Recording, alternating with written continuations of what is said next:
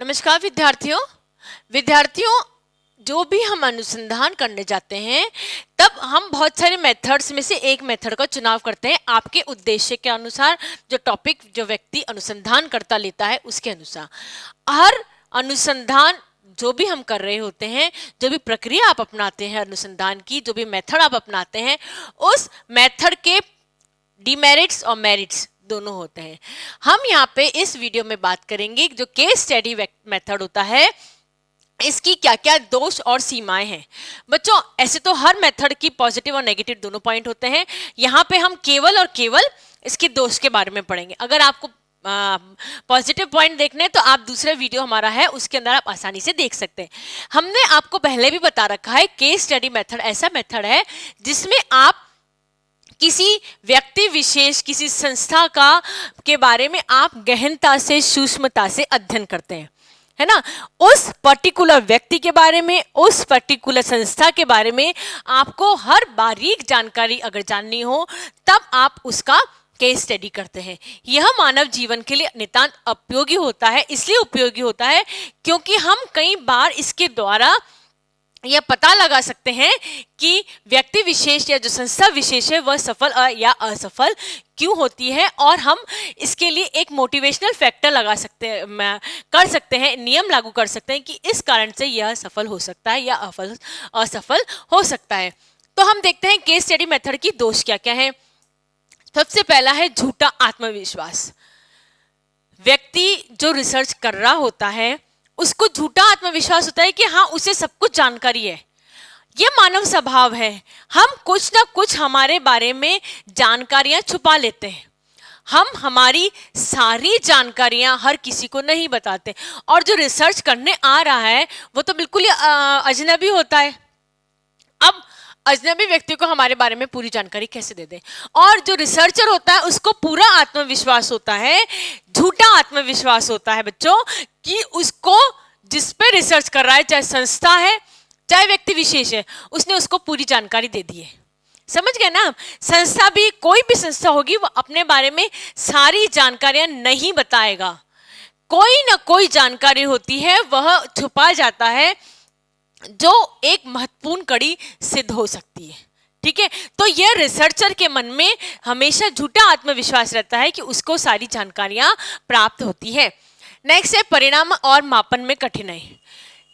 जब हम एनालिसिस करते हैं, जब हम डेटा एनालिसिस करते हैं, रिजल्ट्स लिखते हैं, तब केस स्टडी मेथड ऐसा मेथड होता है क्योंकि वो बहुत फैल जाता है ना। किसी संस्था के बारे में पॉइंट्स, पॉजिटिव पॉइंट्स, मेरिट्स और डीमेरिट्स होती हैं, वो बहुत ज़्यादा होती हैं। किसी व्यक्ति के बारे में मेरिट्स और डीमेरिट्स, गुण अवगुण बहुत ज़्यादा होते हैं।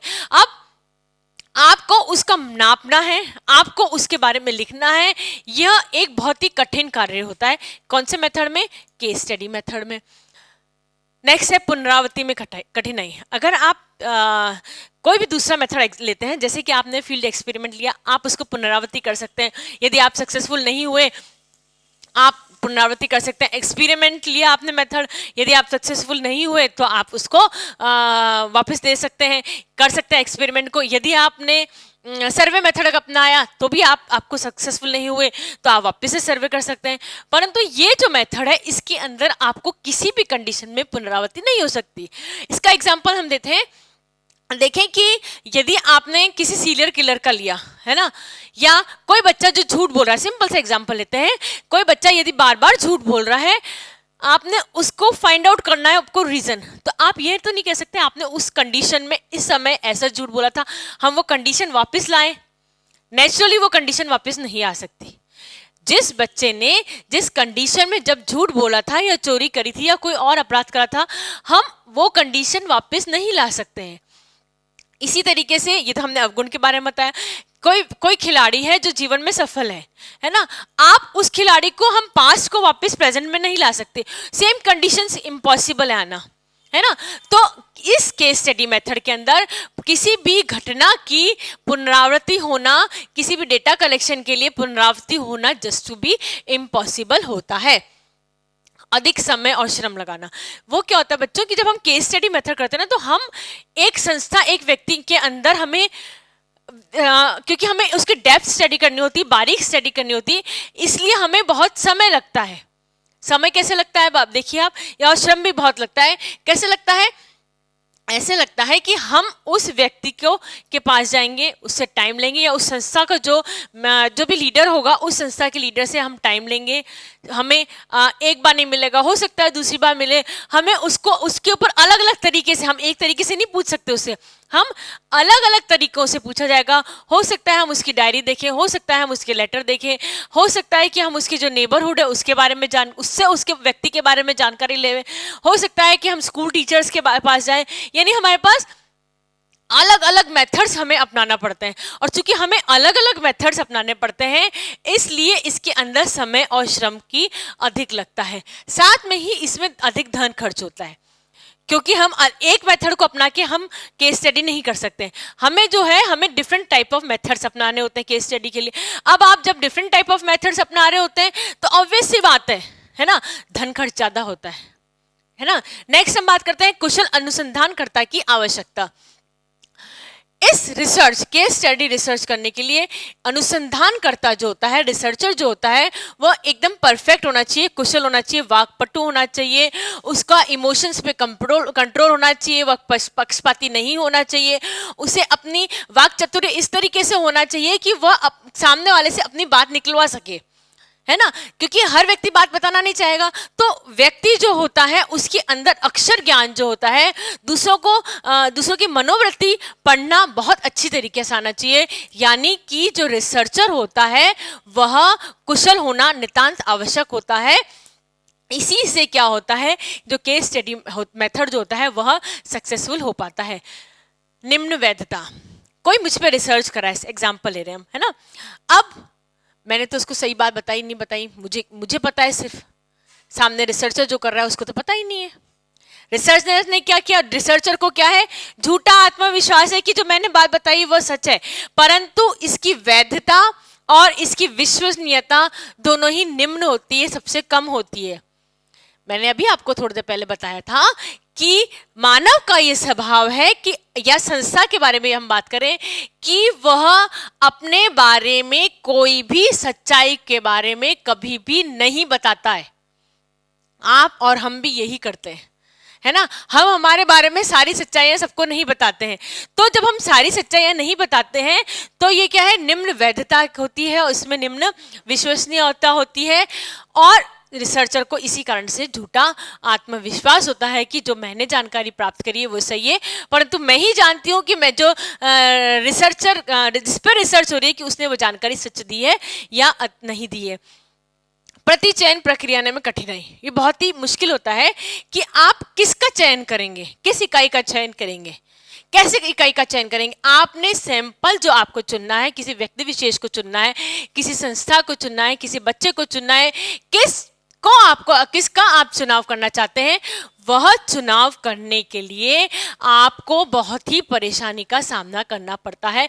या जो फर्स्ट स्टेज होती है सैंपल कलेक्शन की, सैंपल सेलेक्ट, उसमें आपको बहुत ही कठिनाई होती है कि केस स्टडी में आप किसका करेंगे।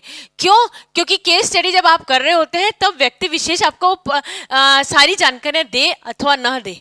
हम ये चाहते हैं एज एन रिसर्चर कि हमें सारी जानकारियां प्राप्त हो, है ना, हम यही चाहते हैं कि हमें सारी जानकारियां प्राप्त हो, परंतु सामने वाला व्यक्ति, हमें इसलिए उसी संस्था को, उसी व्यक्ति को चुनना होता है जिससे कि हमें जानकारियां प्राप्त हो। इसके चयन में बहुत ही कठिनाई का सामना करना पड़ता है। सामान्यकरण में कठिनाई, क्योंकि हम आपको बार बार रिपीट करके बता रहे हैं कि केस स्टडी मेथड है जिसमें हम व्यक्ति विशेष या किसी व्यक्ति पर्टिकुलर संस्था के बारे में, कि संस्था की डिटेल में पढ़ते हैं। हम इसको जनरलाइज नहीं कर सकते। आप यही काम करेंगे तो ही आप सक्सेसफुल होंगे, आप ये काम नहीं करेंगे तो आप सक्सेसफुल नहीं होंगे, क्योंकि हम केवल एक संस्था का देख रहे हैं, हम सारी संस्था का नहीं देख रहे हैं, है ना। हम पूरे समाज के बारे में ये नहीं कह सकते हैं कि यह व्यक्ति सफल हुआ है, इस कारण से सफल हुआ है, तो यदि सभी समाज के व्यक्ति इसको अपना लें, इस प्रक्रिया को अपना लें, तो हम सभी समाज के व्यक्ति सफल हो सकते हैं। एक बच्चा तिरस्कार के कारण से गलत आदतों में पड़ता जा रहा है, तो दूसरा बच्चा क्या होता है, तिरस्कार के कारण से ऊंचाइयों पे भी छू जाता है, होता ही है। तो ये मानव स्वभाव है, हम किसी को भी जनरलाइज नहीं कर सकते इसमें। सामान्यकरण नहीं कर सकते, हम कोई नियम कायदा इसमें नहीं लागू कर सकते, हम कोई लॉ इसके अंदर से केस स्टडी मेथड्स के अंदर नहीं लागू कर सकते। हम केवल और केवल केस स्टडी मेथड में ये बता सकते हैं कि यह इस कारण से हुआ है, डेट्स इट। किसी संस्था में यह चीज सक्सेसफुल इस कारण से हुई है। हम यह नहीं कह सकते किसी भी कंडीशन में कि आप भी इसको अपनाइए, या हम एक नियम कायदा बना देते हैं, समाज का नियम बना लेते हैं कि आप इस कार्य को इस तरीके से करेंगे तो आप सक्सेसफुल। हम केवल यह कह सकते हैं कि यह व्यक्ति या यह संस्था इस नियम से ऊंचाइयों पर चढ़ी है या इस नियम से गर्त में आई है। ठीक है, तो case study method no doubt बहुत अच्छा मेथड होता है बच्चों, पर जिस तरीके से हमने आपको अभी बताया, हर अनुसंधान प्रक्रिया की कोई ना कोई कमियां और अच्छाइयां होती हैं। केस स्टडी मेथड्स की इतनी सारी दोष और सीमाएं होती हैं।